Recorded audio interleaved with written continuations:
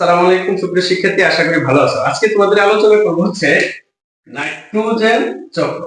এই নাইট্রোজেন চক্র আলোচনা করার পূর্বে তোমাদের একটা উদ্ভিদের সাথে পরিচিত হওয়া খুব দরকার। এটা হচ্ছে লিগিউম জাতীয় উদ্ভিদ। লিগিউম জাতীয় উদ্ভিদ। এই লিগিউম জাতীয় উদ্ভিদ হচ্ছে মূলত কি জানো? ঘাড় জাতীয়। ঘাড় ঘাস জাতীয় উদ্ভিদ। ঘাস জাতীয় উদ্ভিদ কোনগুলা? যেমন তোমার হচ্ছে যেমন ছোলা, তারপর হচ্ছে সিম, সিম, তারপরে হচ্ছে তোমার মসুর ডাল, মসুর ডাল, এগুলো জাতীয় হচ্ছে মূলত লিগুম জাতীয় উদ্ভিদ। এখন লিগুম জাতীয় উদ্ভিদের সাথে কি সম্পর্ক এটা আসো আমরা একটু বোঝার চেষ্টা করি। মূলে এরকম মূল আছে, এই মূলের অংশে দেখবা এরকম ফাঁপা ফাঁপা অংশ আছে, ঠিক আছে? নোডুলেস, কি বলে? নোডোলিয়াস। নোডুলেস, এটা নোডুলেস অর্থ হচ্ছে কি জানো? ফাঁপা। এই ছোট ছোট এই যে নোডুলের যে ফাঁপা অংশটা আছে উদ্ভিদের সাথে, এর সাথে সবচেয়ে গুরুত্বপূর্ণ যে অংশটা আছে সেটা হলো সৃষ্টি প্রদত্ত ব্যাকটেরিয়া। ব্যাকটেরিয়া, এই ব্যাকটেরিয়াটা মূলত এই উদ্ভিদের সাথে সুন্দর একটা সম্পর্ক আছে। আমরা জানি যে দুইটা উপকার হয় উদ্ভিদের মধ্যে। এই যে নুডলেস ব্যাকটেরিয়ার মধ্যে যে একটা সম্পর্ক আছে, এই সম্পর্কটা বলে সিম্বায়োটিক। তোমাদের বইয়ে অবশ্য সিম্বিবায়োটিক লেখা আছে, কিন্তু এটা হবে সিম্বায়োটিক। আশা করি বুঝতে পেরেছি। এখন এই লিগিউম, এটা আমি কেন আলোচনা করলাম? লিগিউম আলোচনা করলাম হচ্ছে আমরা যে নাইট্রোজেন চক্রটা আলোচনা করব, এই নাইট্রোজেন চক্র আলোচনা করার আগে এই লিগিউম শব্দটা তোমাদের সাথে পরিচিত হওয়া খুব দরকার। আমরা যে নাইট্রোজেনের কথা বলতেছি, এই বায়ুমণ্ডলে নাইট্রোজেন আছে। বায়ুমণ্ডলের এই যে নাইট্রোজেনটা, এই নাইট্রোজেনটার পরিমাণ হচ্ছে কত? 78%। 78% নাইট্রোজেন থাকা সত্ত্বেও পরিবেশের মধ্যে 78% নাইট্রোজেন আছে, এটা উদ্ভিদ সরাসরি গ্রহণ করতে পারে না। তাহলে এটা কিভাবে গ্রহণ করে? এটা গ্রহণ করে হচ্ছে ওই যে লিগিউম জাতীয় উদ্ভিদের কথা বললাম, সেই লিগিউম জাতীয় উদ্ভিদের মূল দিয়ে এটা প্রবেশ করে।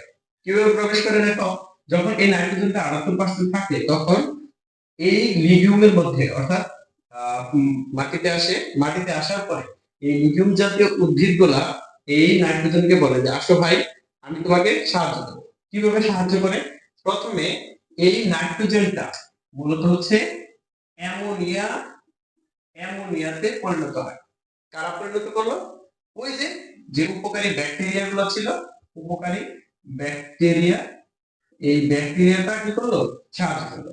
এই ব্যাকটেরিয়াটা সাহায্য করার পর এই অ্যামোনিয়ামটা পরবর্তীতে আবার এই অ্যামোনিয়াটা ভেঙে নাইট্রিকে পরিণত করে, ঠিক আছে? এটা করার পরে এটা আরো এই ব্যাকটেরিয়া আবার সাহায্য করে। সাহায্য করলে এটা আবার ভেঙে যায়, ভেঙে গিয়ে এখানে NO3 তে পরিণত করে। এবার এই ব্যাকটেরিয়া গুলো দেখো যেহেতু দুইবার ভাঙছে, এটা তোমাদের বইয়ে লেখা আছে নাইট্রিফিকেশন। কি লেখা আছে? Nitrification, nitrification. এখন এটা কি জানো? এখন উদ্ভিদ গ্রহণ করতে পারে। এখন এটা উদ্ভিদ সরাসরি গ্রহণ করে, ঠিক আছে? উদ্ভিদ, আচ্ছা উদ্ভিদ, এই যে উদ্ভিদ সরাসরি গ্রহণ করলো, এই উদ্ভিদটা গ্রহণ করে কি কি তৈরি করে? এরা মূলত হচ্ছে প্রোটিন তৈরি করে। কি তৈরি করে? প্রোটিন, কিছু পরিমাণের ডিএনএ এবং অ্যামাইনো অ্যাসিড, অ্যামাইনো অ্যাসিড উৎপন্ন করে। এবং এই উদ্ভিদটা কি করে? একটা সময় পুরো প্রাণী খায়, তাই তো? প্রাণী খাইলো, আচ্ছা প্রাণী, প্রাণী খাইলো, খাওয়ার পর এইটা, এই প্রাণী এবং উদ্ভিদ কোন একটা সময় কি হয়? মৃত হয়ে যায়, তাই তো? এই মৃত হওয়ার পরে এটা কি করে জানো? মাটিতে ফিরে আসলো। মাটিতে ফিরে আসার পরে এখানে আবার কিছু ব্যাকটেরিয়া, এই ব্যাকটেরিয়াগুলো, ব্যাকটেরিয়া, এই ব্যাকটেরিয়াগুলো হচ্ছে কি জানো? সৃষ্টি প্রদত্ত ব্যাকটেরিয়া। এই ব্যাকটেরিয়াগুলো আবার এই পচনটাকে আবার অ্যামোনিয়াতে পরিণত করে এবং অ্যামোনিয়া থেকে পুনরায় আবার নাইট্রেটে পরিণত হয়। এখন কখনো কখনো এটা অক্সিজেনের ঘাটতি দেখা যায়। কিসের ঘাটতি বলো? অক্সিজেনের ঘাটতি। অক্সিজেনের যখন ঘাটতি দেখা যায় তখন কিছু পরিমাণে নাইট্রোজেন আবার বায়ুমণ্ডলে ফিরে আসে। বুঝতে পেরেছো? এটাই হলো আমাদের নাইট্রোজেন চক্র। তোমাদের একটা জিনিস বলতে ভুলে গেছি, সেটা হচ্ছে এই নাইট্রোজেন থেকে সরাসরি এখানে আসতে পারে। এটা তোমাদের এসএসসি লেভেলে নাই, তবে ইন্টারমিডিয়েটের বই আছে। এখান থেকে সরাসরি যদি কোনো কি হয়, বজ্রপাত হয়, অর্থাৎ লাইট লাইটনিং লাইটনিং অথবা বজ্রপাত বজ্রপাত এই বজ্রপাত হয়েও সরাসরি বেরোতে হয়। তোমাদের পরীক্ষায় যদি এটা আসে, তাহলে এটার গ্রাফ চিত্র কিভাবে আঁকবা, চলো আমরা গ্রাফটা আমি দেখিয়ে দিচ্ছি। ঠিক আছে? এই হচ্ছে তোমাদের নাইট্রোজেন চক্র।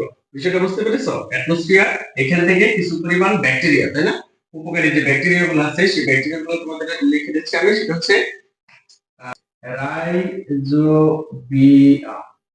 এই রাইজোবিয়াম ব্যাকটেরিয়া মূলত উপকার করে অ্যামোনিয়াতে পরিণত করে। এই অ্যামোনিয়া থেকে পরবর্তীতে আবার ভেঙে নাইট্রেটে পরিণত করে। এই নাইট্রেট থেকে কি করে, কোন উদ্ভিদ সেটা খেয়ে ফেলে। উদ্ভিদ খেয়ে কি কি তৈরি করে তোমাদের আমি বলছি। উদ্ভিদ খেয়ে কি তৈরি করলো? প্রোটিন আর হচ্ছে ডিএনএ তৈরি করে, আর অ্যামাইনো অ্যাসিড। আর এই প্ল্যান্টটা কিসে খাবে? প্রাণী খাবে। প্রাণী খাওয়ার পরে প্রাণী এবং উদ্ভিদের যে মৃত অংশটা থাকবে, সেই অংশটা আবার পুনরায় কি করবে? এই ব্যাকটেরিয়া অ্যামোনিয়া পরিণত করতে সাহায্য করবে।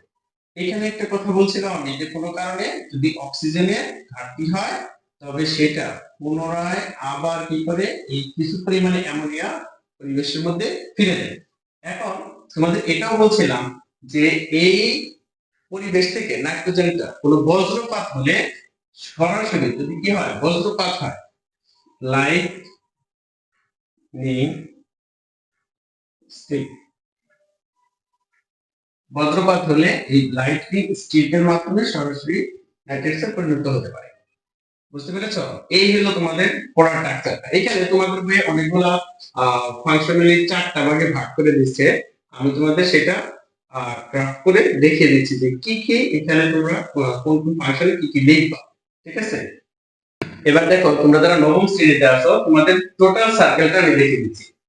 বায়ুমণ্ডলে এই নাইট্রোজেনটা আছে। এই নাইট্রোজেনটা কিছু উপকারী ব্যাকটেরিয়া, যে লিগুম জাতীয় উদ্ভিদের মূলে চলে গেছে, সেখান থেকে এই ব্যাকটেরিয়াগুলো সাহায্য করে অ্যামোনিয়াতে পরিণত হচ্ছে। অ্যামোনিয়াতে পরিণত করে নাইট্রোজেনে পরিণত করলো। এখানে যে ঘটনাটা ঘটলো, সেখানে এই প্ল্যান্ট, হ্যাঁ, উদ্ভিদ, এটা খাওয়ার পরে প্রোটিন এবং ডিএনএ তৈরি করলো। এই প্রোটিনটা আবার অ্যানিমালস, হ্যাঁ, কোন প্রাণী খেলো। এটাকে তোমরা বলা হয়, তোমাদের বই 1 নাম্বার আছে এসিমিলেশন। এসিমিলেশন হওয়ার পরে এটা কখনো কি হয়ে যায়? মৃত্যু ঘটে। এটা মৃত্যু ঘটার পরে নষ্ট হয়ে গেল। এটাকে তোমাদের 2 নম্বরে বলা আছে। অবশ্য এইখানে তোমাদের একটা কথা আছে, যে যখন নাইট্রোজেনে পরিণত হলো, যে নাইট্রিফিকেশন বলা হয় এটাকে। আর এটাকে বলা হয় থেকে এমোনিফিকেশন। এমোনিফিকেশন কখন হলো? যখন উদ্ভিদ এবং প্রাণীটা কি হয়ে গেল? মারা গেল। তারপরে আবার সেটা পুনরায় কোনো ব্যাকটেরিয়া আবার সেটা আবার পচাই ফেলছে। পচাই ফেলার পরে অ্যামোনিয়াতে পরিণত করলো। অ্যামোনিয়াতে পরিণত করার পর আবার নাইট্রেটে পরিণত করলো। এই অংশটাকে বলা হয় থেকে ডিনাইট্রিফিকেশন। ডি মানে কি? দুইবার হলো না, এবার একবার হয়েছে, এবার একবার হলো, দুইবার হলো।